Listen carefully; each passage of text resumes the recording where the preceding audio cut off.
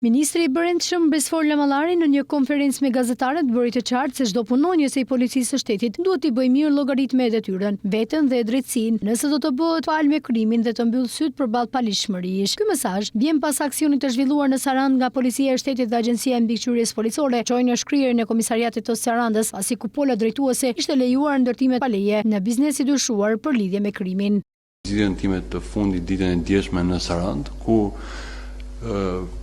në kuadër të veprimeve hetimeve paraprake të Policisë së Shtetit dhe Agjencisë së Mbikëqyrjes Policore, u bë e mundur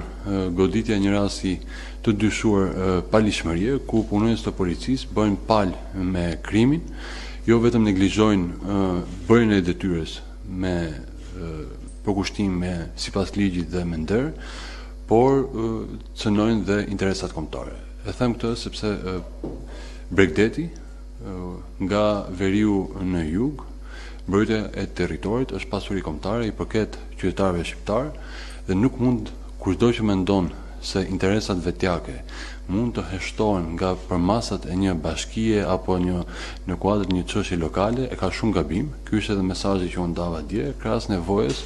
për të pasur një hetim të thelluar mbi përgjegjësinë nacionale të gjithë kujt që ka pasur detyrën për të vepruar dhe nuk e ka bërë këtë. Por nga ana tjetër, kjo është një mesazh shumë i qartë për çdo tjetër, që llogaritë duhet t'i bëjë mirë vetë me veten, me detyrën dhe me drejtsinë. Lamallari më tej shtoi se Inspektoriati Kombëtar për Mbrojtjen e Territorit, si dhe Policia e Shtetit kanë ndërmarrë plan masash kundër parandalimit të ndërtimeve pa leje, si dhe kontrolleve të vazhdueshme në zona me risk të lartë. Ndërkohë, Policia e Shtetit ka vënë në praktikë një tjetër sistem të informimit të medias dhe publikut, duke reduktuar sasinë e informacionit për ngjarjen. Ministri Lamallari tha se qëllimi është për të shmangur dezinformimin dhe që publiku të marrë vetëm informacionet e duhura. Shiko, është shumë e rëndësishme që qytetarët të mos bombardohen me informacion të panevojshëm, sepse kjo është një mënyrë dezinformimi. Ajo çfarë është e rëndësishme të jepet informacion korrekt në kontekstin ku ndodh ngjarja, edhe pa sa i takon çdo kujt. Që do të thotë, për sa kohë vetë ministri i punëve të brendshme nuk